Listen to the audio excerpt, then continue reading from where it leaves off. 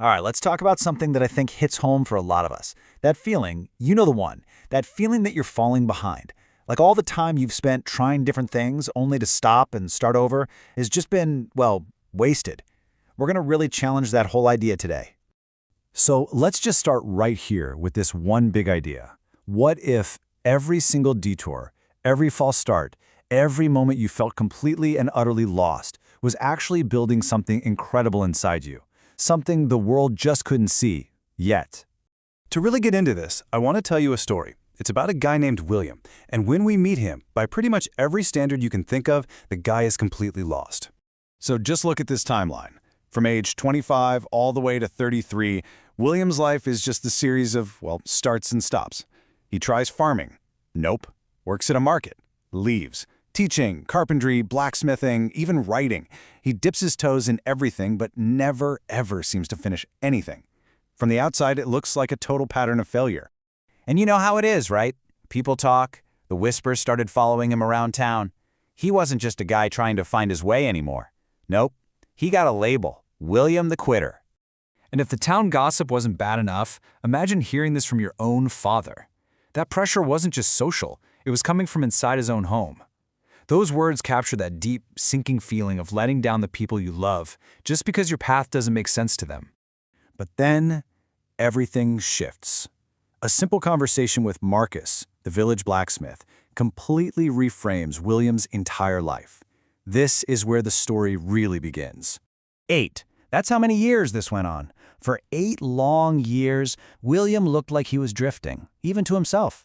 But what if, during all that time, he was actually doing some kind of invisible, essential work? And here it is. This is the amazing idea the blacksmith shares with him. He says, you weren't quitting, you were collecting. Think about that. Gathering all these different skills, these different ways of seeing the world, piece by piece. He was building an arsenal, even if he had no idea what war he was preparing for. I love this slide because it shows the two realities, side by side. What everyone saw was wandering, quitting, and failure. But what was actually happening under the surface? His brain was rewiring. He was collecting. He was, in a word, becoming. And this is the line, the one that just changes his whole world. It doesn't just make him feel better, it reframes his entire past. It wasn't something to be ashamed of anymore. It was a hidden strength. It was a promise that all those scattered pieces were about to form a picture. And you won't believe it, but just 3 weeks later, boom, the moment arrives. An opportunity comes up where William's weird random collection of skills isn't just helpful, it's the only thing that will work. So this wealthy lord shows up, and he's got a problem. An impossible problem. He wants this magnificent entrance gate built for his estate, but the request is so unique, so complex, that no single master craftsman in the whole village can do it. So here's the deal. The job needed 3 totally different high-level skills. You needed a master carpenter for these intricate wooden panels, you needed a master blacksmith for the decorative ironwork, and you needed a master scribe for the engraved stories. The carpenter couldn't do the metal, the blacksmith couldn't do the writing. It seemed impossible for one person. And then, out of the crowd, can you just picture it? William steps up, the guy everyone called a quitter. The silence must have been deafening, probably followed by a few laughs. The man who couldn't finish one job now claims he's mastered 3. And as he starts working, it's like a light bulb goes on in his head. This profound realization hits him. Those 8 years weren't a waste. They weren't a detour. They were the path, the exact specific training he needed for a moment that only he was prepared for. So fast forward 30 days. The big reveal. The gate is unveiled and the entire village just goes quiet. Because it's not just a gate, it's a masterpiece. It combines the warmth of wood, the strength of iron, and the beauty of story in a way no one had ever even imagined. It silenced every single one of his critics. Okay, so this is a great story, right?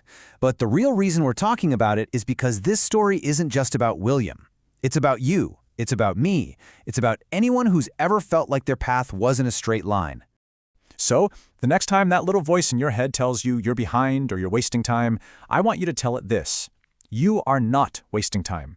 You are collecting skills. Your brain is literally rewiring itself to adapt. You are building a rare, unique combination of strengths that nobody else has. You are becoming. It's so important to get this.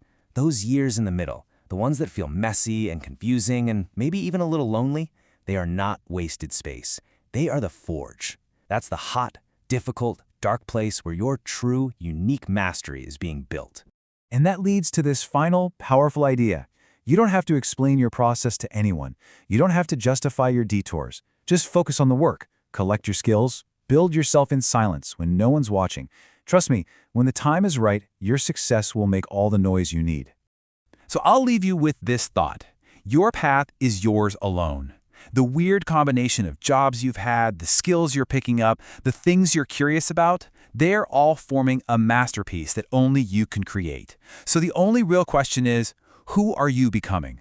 The world is waiting to find out.